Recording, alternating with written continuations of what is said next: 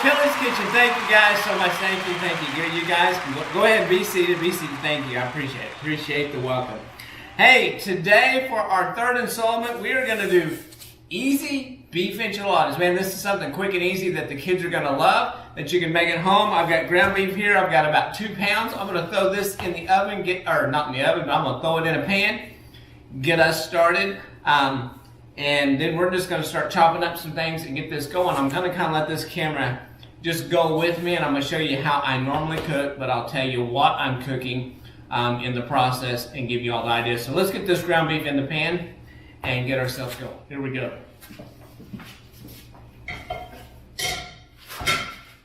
Of course, I use the same spices I use for everything. I'm going to use some of this tenderizer. I'm going to throw down some onion powder, and I'm going to put some garlic powder on this because I just like the flavor of all that on the meat. And I don't know about you, I don't like the smell of ground beef cooking. A lot of times it has a funky smell, and I get enough seasoning on it. I think kind of get rid of the smell. That looked like a lot, but it wasn't as much as you think. Get me a spatula. I'm just going to break this up a little bit.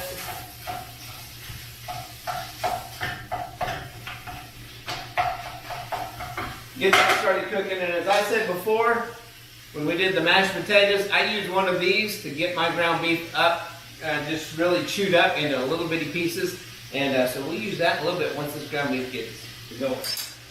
Okay, you can see the cooking space. So what we're going to make, there's a couple of things we're going to make to go with this beef enchiladas, and that's going to be some guacamole. I'm going to show you how I make my guacamole. Just like everything that I do, it's quick, simple, and easy. So I've got here vine-ripe tomatoes that I went out and stole from the neighbor's garden. Yeah, I wish. And I've got an onion.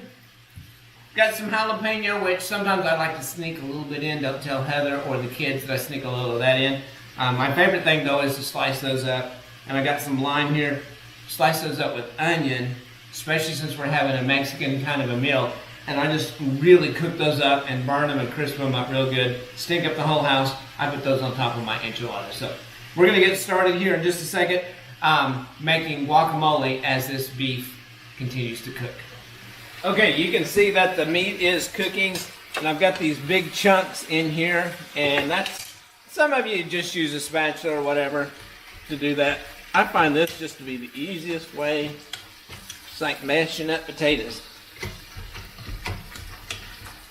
Now, I think it doesn't matter what ground beef you buy, whether it's 80-20 or even the 93.7 stuff. It's all got a little bit of grease in it. This one looks like it's got a pretty good, this was a ground sirloin.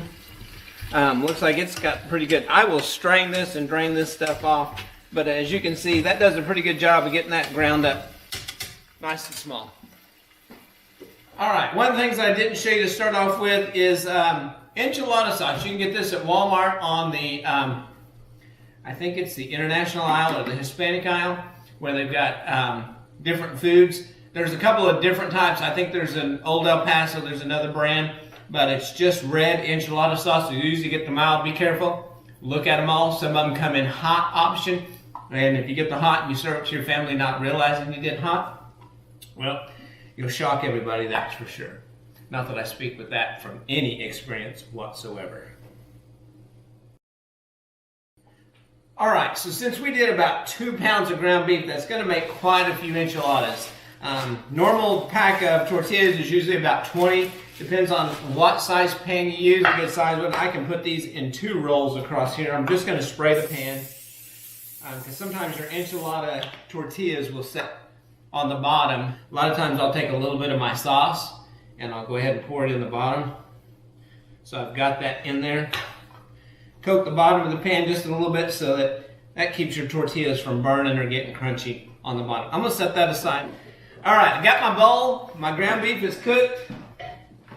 As you can see, it's ground up pretty fine there. I'm going to go ahead and put that in the bowl. It's hot.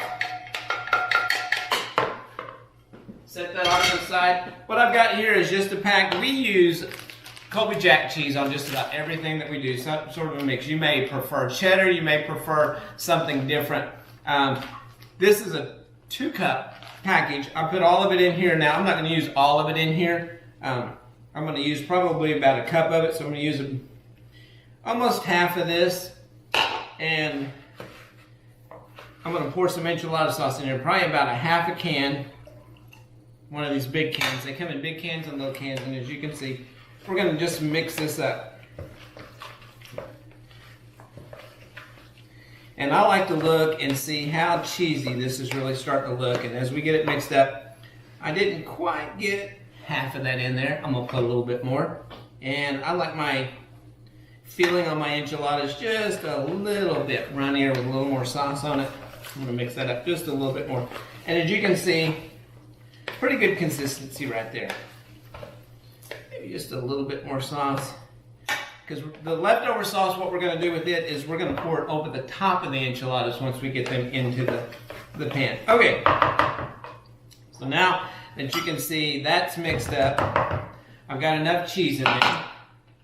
I'm going to get my pack of enchiladas, and I'm assuming with this size pan, I'm probably going to use all of these. Now, one of the things that to me, when you fill it and you look at this and you just kind of see that you roll it up, it's got a little extra tortilla. You may think this is wasteful, but I think there's just too much tortilla on these for me. So I'm going to cut off a flat edge of them. Just about an eighth of that tortilla I cut off. And then I'm just going to lay them out here a couple at a time, show you how this is done. Give me a big spoon, and I'm just going to start scooping and rolling tortillas. You'll kind of get an idea of how much to put in there pretty quick. I'll pull it over, pull it back a little bit, roll it, set it in the pan. It'll get a little messy, so you roll it just a little bit past, peel that underneath a little bit, tighten it up, roll it. There you go. Here we go.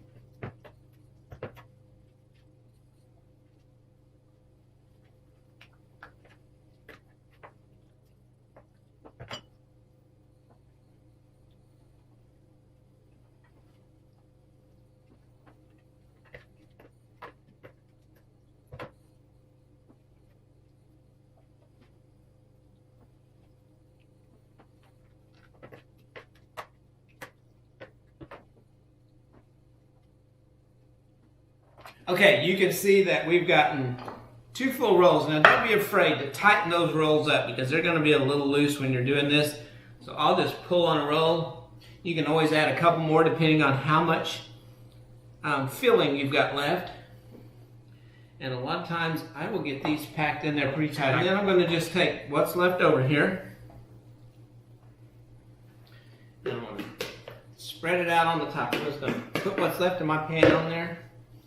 Spread it out over the top so that this is a good sauce on top of our enchiladas. And then we're going to take our can of enchilada sauce that we still have, and at the top of the enchiladas are covered. Because if they don't have sauce on them, then when it goes in the oven, they'll get a little crunchy. So, the rest of my cheese, I'm going to take the rest of my cheese and I'm going to sprinkle it across the top of this right here. And these are going to be super. When they come out of the oven, that cheese, really all you're doing is when you put these in the oven, is that you're just getting them in there so that the cheese can melt. And I'm going to take those right now and slip those into the oven. You can just put it on 300, 350. Just going to be in there for probably 15 to 20 minutes. Hey, just in case I get some comments in the comment section about what to do with these tortillas, I'd like to see what everybody else kind of does with them. But one thing that you can do with these, dessert after you're done, take these, smear some butter on them, put cinnamon and sugar on them, throw those into the oven at that 350 degrees that you put that enchiladas in there, let those crisp up, and man, there's a great dessert for you. All right, let's get our enchiladas out of the oven because they are ready to go. Take a look at that right there. Those babies are ready. The cheese is melted. it is good to go. So I'm going to take the lid off of my guacamole. I'm going to stir it up one more time. Take a plop of that right there. Now, I didn't make any rice to go with this, but if you want to make rice, grand.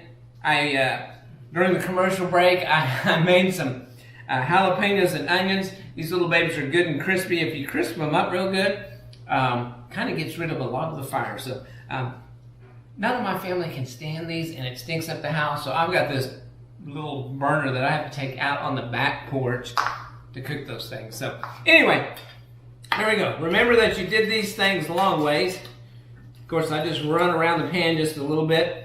You can kind of see where your enchiladas are. I'm going to pull a couple of these out.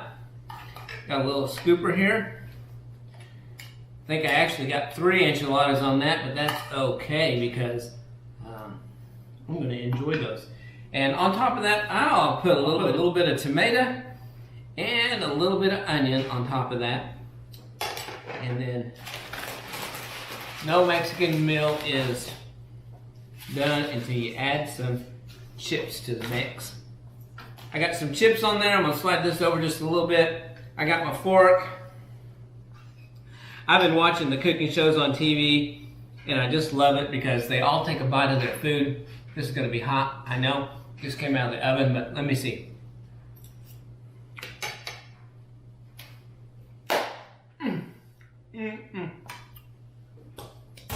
That is so delicious. And then just a quick taste of this guacamole.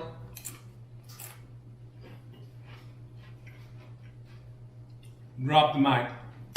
Dinner is served. Beef enchiladas. Hey guys, thanks so much for tuning in to this one. I need to give shout outs to Caleb Paris. He's the one that wrote the lyrics for me for the beginning song that we've adjusted a couple of times. May change again, who knows. But anyway, salute and do it again.